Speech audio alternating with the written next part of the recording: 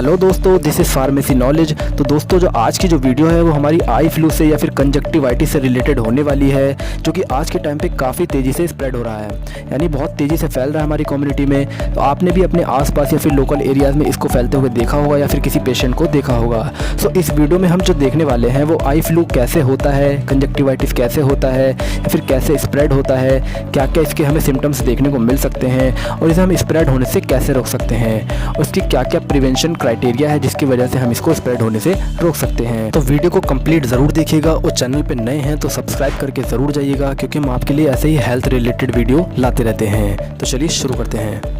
तो सबसे पहले हम बात करते हैं कि आखिर कंजक्टिवाइटिस या फिर आई फ्लू होता क्या है। तो देखिए, कंजक्टिवाइटिस जो वर्ड है वो आता है कंजक्टिवा से। कंजक्टिवा हमारी क्या होती है, एक आई की आउटर लेयर होती है जिसमें कि अगर इन्फेक्शन या फिर इन्फ्लेमेशन वगैरह हो जाती है तो इस कंडीशन को हम क्या बोल देते हैं कि इसको कंजक्टिवाइटिस हो चुका है। तो आई फ्लू जो है वो कई तरीके से हो सकता है, जैसे कि कुछ में बैक्टीरियल इन्फेक्शन की वजह से होता है या फिर वायरल इन्फेक्शन की वजह से भी हो सकता है या फिर कुछ केमिकल एक्सपोजर की वजह से भी हो सकता है। इसके अलावा कुछ फंगल इन्फेक्शन की वजह से भी हो सकता है। सो बेसिकली इस कंडीशन में व्यक्ति की जो आंखें होती हैं वो लाल होने लगती हैं या फिर आंखें चिपकने लगती हैं या फिर आंखें जो होती हैं वो सूज जाती हैं, जिसे कि हम कंजक्टिवाइटिस या फिर आई फ्लू कह देते हैं। तो बेसिकली इसके ये तीन मेन सिम्टम्स होते हैं जो कि हमें कंजक्टिवाइटिस में देखने को मिलते हैं। तो हम बात करते हैं कि आखिर ये स्प्रेड कैसे होता है। तो देखिए, कुछ लोग बोलते हैं कि आई फ्लू जो है वो किसी की आंखों में देखने से भी फैलता है। तो ऐसा बिल्कुल नहीं होता है, ये केवल एक मिसकॉन्सेप्शन है। तो ये केवल टच करने से फैलता है, जैसे कि अगर आपने किसी ऑब्जेक्ट को हाथ लगाया, उसके बाद अगर अपने हाथों को आपने आंखों पे लगा लिया, फिर आंखों को मसल लिया, तो जिसकी वजह से जो बैक्टीरिया उस टेबल पे या फिर किसी ऑब्जेक्ट पे थे वो आपकी आंखों पे ट्रांसफ़र हो जाते हैं, जिसकी वजह से ये इन्फेक्शन फैलता है।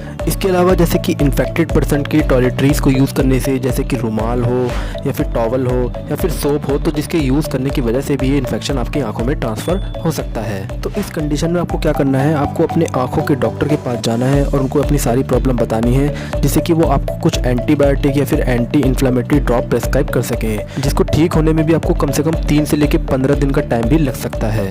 अब बात करते हैं कि आखिर इसको फैलने से कैसे रोका जा सकता है। तो जैसे टॉयलेटरीज़ है, जैसे टॉवल है, रुमाल है या फिर सोप है, तो इन चीज़ों को आपको आई फ्लू पेशेंट के साथ शेयर करने से रोकना चाहिए, ताकि और लोगों तक इसका स्प्रेड होने से रोका जा सके।